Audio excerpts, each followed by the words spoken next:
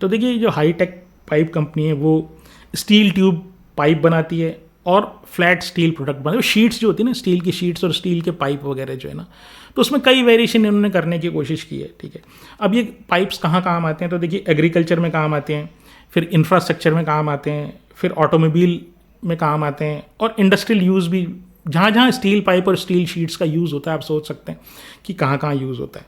इनके देखिए 6 प्लांट हैं और 4 स्टेट में फैले हुए हैं। इसका मतलब क्या है, वो चारों स्टेट से का मार्केट तो इनके लिए आसानी से एक्सेसिबल है, या वो आसानी से उन मार्केट को पहुंच सकते हैं वहाँ पर। फिर 19 स्टेट्स में इनकी प्रेजेंस है, अच्छी बात है, अच्छा नेटवर्क है इनका। 500 से ज़्यादा इनके डीलर और डिस्ट्रीब्यूटर हैं। 350 से ज़्यादा लोगों से, कैसे आर्किटेक्ट से इन्होंने कांटेक्ट कर रखा है, यार तुम हमारा माल लेना। फिर जो ठेकेदार हैं उनसे कांटेक्ट कर रखा है कि यार तुम देखो कभी भी कहीं ठेका लेने जाओ तो हमारा माल लेना। और ऐसे ही इन्होंने जो बिल्डर्स हैं वो उनसे भी इन्होंने कांटेक्ट कर रखा है। तो अपने बिजनेस को मेंटेन करने के लिए, चलाने के लिए, अपने प्रोडक्ट को बेचने के लिए इस तरह के लोगों से इन्होंने कांटेक्ट कर रखा है। अब इस कंपनी का जो मार्केट कैप है उसकी बात करें तो ये करीब करीब 1900 करोड़ का मार्केट कैप है। डेट टू इक्विटी जो है 0.38 है। आरओई जो है वो 7.7% है। पी 36 का है। देखिए आरओई जो है ना वो है 7.7%, लो बैरियर्स टू एंट्री इस इंडस्ट्री में। यानी शीट, आपको जो ये जो शीट्स होती है ना वो, और ये जो पाइप्स हैं बनाने वाली बहुत सी इंडस्ट्रीज ऑर्गेनाइज में भी है और अनऑर्गेनाइज सेक्टर में भी। तो पहली चीज़ तो ये कि कंपटीशन बहुत है। फिर क्या है कि एंट्री बैरियर नहीं है, कोई भी आ सकता है। और सबसे पहले वो आदमी ये सोचता है क्या इंडस्ट्री लगाऊँ मैं, आयरन की शीट्स की, आयरन के पाइप्स की इंडस्ट्री लगा लेता हूँ। फिर क्या है, रॉ मटेरियल फ्लक्चुएशन बहुत है।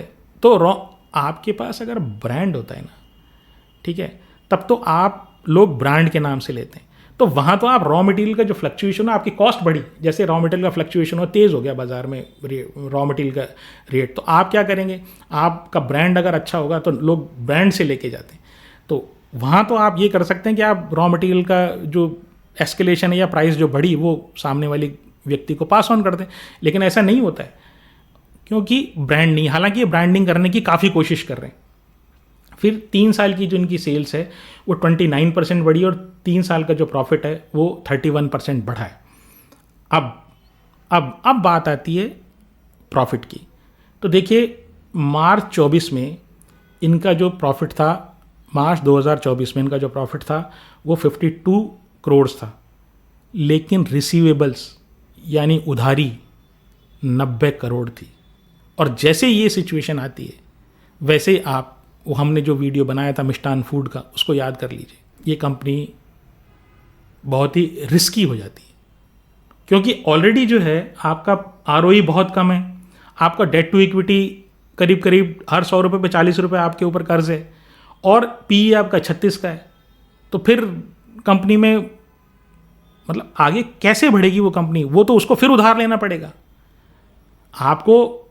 आपने क्या कर रखा है कि आपने माल उधार पे बेच रहे हो और प्रॉफिट दिखा रहे हो आप।